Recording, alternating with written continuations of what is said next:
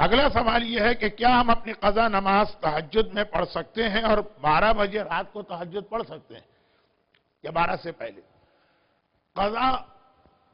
اب دیکھیں سوال بہت زیادہ ہیں اور آپ حضرات بڑے اطمینان سے بھی بیٹھے ہیں، لیکن میں جو ہوں ذرا سا ٹینشن میں آ رہا ہوں، تو اس لیے شاید بہت ہی میری اپولوجی کے ساتھ بہت سارے سوال چھوڑنا پڑیں گے۔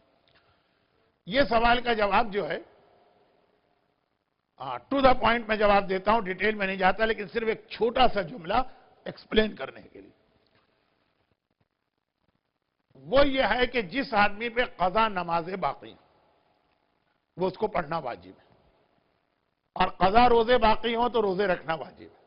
اب یہ ایک بحث ہمارے مجتہدین میں 1300 سال سے چلی آ رہی کہ جب ہم پر ایک واجب ذمہ داری باقی ہے تو کیا یہ کوئی کامن سینس کی بات ہے کہ آپ واجب کو تو چھوڑ دیں ایک طرف کہ یہ بھی نہیں کر رہے اور آپشنل والی چیز کر رہے ہیں؟ تو اس پہ کافی ریسرچ ہے علماء کی، لیکن سب نے کہا کہ اس میں ہم اپنا پرسنل اوپینین نہیں دیں گے، روایت ہے۔ تو روایتوں کا خلاصہ یہ ہے کہ جس پر قضا روزہ باقی ہو وہ سنت روزہ نہیں رکھ سکتا، رکھے گا تو غلط، چاہے وہ 27 رجب کا روزہ ہو یا 3 شعبان کا یا بھی 15 شعبان کا روزہ آ رہا۔ جس پر ایک بھی قضا روزہ باقی ہے پہلے اپنی واجب ڈیوز ادا کرو، پھر ادھر جاؤ گے آپشنل پر۔ لیکن مسئلہ مشکل نہیں ہے بہت آسان، لیکن یہ ہے کہ اگر آپ 15 شعبان کو اس نیت سے قضا روزہ رکھیں کہ اگر میرے اوپر یہ قضا نہ ہوتا تو میں آج کا سنت روزہ ضرور رکھتا، مجبوری میں یہ قضا رکھ رہا ہوں، تو آپ کو ایک روزے میں دونوں کا ثواب اور فائدہ ملے گا۔ قضا کا بھی ثواب ملے گا، قضا بھی آپ کی ایک کم ہو جائے گی، اور سنت کا بھی ثواب ملے گا، صرف ایک بینیفٹ نہیں ملے گا۔ سنتی روزے جس دن اہم دن ہے نا رکھے جاتے ہیں اس دن، اب کراچی میں رضویہ سوسائٹی میں، انچولی میں، جعفر تیار میں، گلی اور نکڑ پہ لوگ پان، سگریٹ، گلوریاں لے کے کھڑے ہوتے ہیں کہ جو شیعہ نکلے گا اس کو یہ کھلائیں گے کہ سنت روزہ توڑوانے کا بڑا ثواب ہے۔ اور حیدرآباد میں دارالشفا میں یہ ہوتا ہوگا، وہ تو میں نے کبھی نہیں دیکھا، کراچی میں تو بہت دیکھا کہ سنت روزے میں جو ایک اصول ہے اس میں جملہ یاد رکھی کہ مومن اگر آپ کو کوئی کھانے پینے کی چیز آفر کر رہا تو روزہ توڑنے کا ثواب ہے مومن کے کہنے پر، روزہ توڑوانے کا کوئی ثواب نہیں ہے۔ جس نے روزہ توڑوایا اس کو ثواب نہیں ملے گا، لیکن ایک بن گیا ایک نارمل طریقہ۔ جب آپ قضا روزہ رکھیں گے 15 شعبان کو تو آپ کو سنت روزے کے سارے بینیفٹ ملیں گے، لیکن وہ روزہ توڑ نہیں سکتے، وہ پورا کرنا۔ اب بعض لوگ تو اس وجہ سے اور پسند کرتے ہیں اس مسئلے کو، وہ سنت روزہ رکھتے ہیں اور چاہتے ہیں کہ ہم کمپلیٹ کریں، کوئی روزہ ہمارا نہ توڑوائے، لوگ زبردستی توڑوا دیتے ہیں۔ قضا روزہ اگر آپ کا تو آپ کہہ سکتے ہیں سوری میں یہ روزہ کمپلیٹ کروں گا۔ تو خلاصہ یہ ہے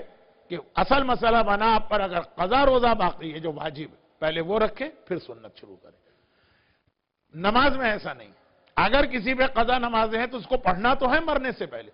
لیکن اس میں یہ وہ کہہ سکتا ہے کہ میں اس کو ذرا پینڈنگ میں ڈالتا ہوں، پہلے سنت نمازیں پڑھ لوں۔ سنت نماز وحشت قبر،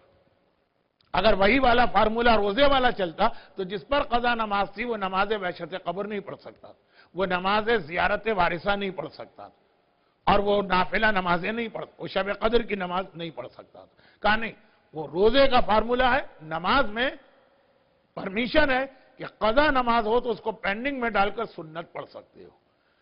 البتہ although it's better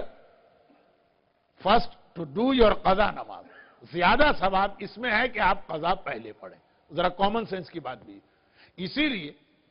وہ جو روزے والا فارمولہ ہے وہ یہاں آ گیا کہ اگر کسی پہ قضا نمازیں اور وہ نماز تہجد میں قضا نماز پڑھے اس نیت کے ساتھ کہ اگر قضا نہ ہوتی تو میں یہ سوتا نہیں، میں تہجد پڑھتا، اس کو دونوں کا ثواب مل جائے گا ایکسپٹ لاسٹ 3 رکعتس آف نماز تہجد۔ اور یہ والا مسئلہ کہ قضا نماز ہو تو آپ سنت پڑھ سکتے ہیں، لیکن بیٹر ہے کہ سنت نہ پڑھیں، یہ فارمولہ ہمارے یہاں لوگوں کو شب قدر کو یاد ہوتا ہے۔ شب قدر میں جو ہم 6 دن کی قضا پڑھتے ہیں کسی روایت میں نہیں، شب قدر کا مسئلہ ہے کہ 100 رکعت سنت نماز پڑھو۔ تو اب یہ کہ اس مسئلے کی وجہ سے کہ اگر آپ پہ قضا ہے تو پہلے قضا پڑھیں، سنت نہ پڑھیں، ہم شب قدر کی سنت نماز چھوڑتے ہیں اور قضا پڑھتے ہیں۔ وہی والا اصول جو آلریڈی ہمارے یہاں رائج ہے، ہماری قوم میں ہے،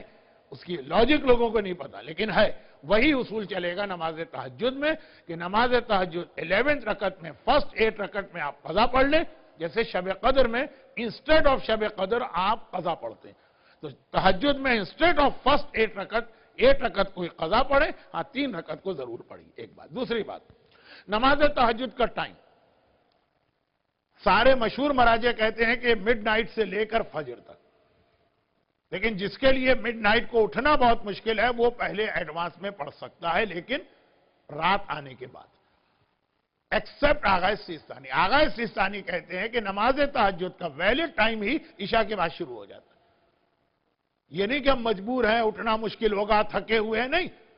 کوئی پرابلم نہیں، ہم رات کے 12 بجے کے بعد بھی اٹھیں گے، اٹھتے ہیں اور اٹھیں گے۔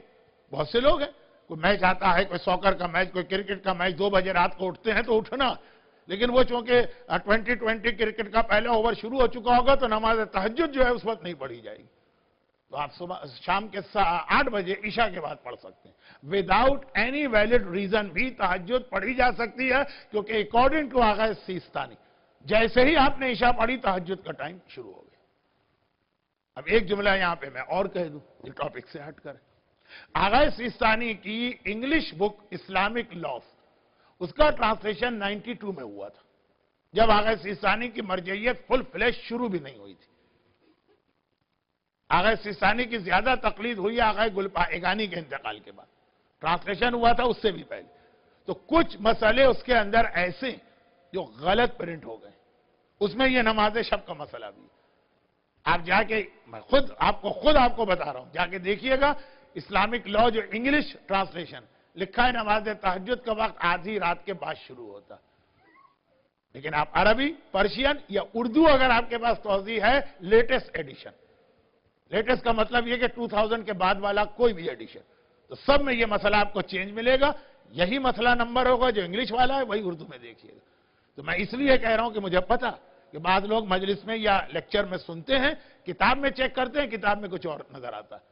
تو یقیناً کہیں گے کہ آغا سیستانی کی کتاب اتھینٹک ہے، مولانا صادق حسن تو اتھینٹک نہیں ہوں گے اگینسٹ آغا سیستانی۔ تو یہ مسئلہ وہ ہے جو کتاب میں غلط پرنٹ ہوا، بعد کے سارے ایڈیشن میں اس کو ٹھیک کر دیا گیا، انگلش ٹرانسلیشن کے اندر 92 سے اب تک اس کو کسی نے ریوائز نہیں کیا۔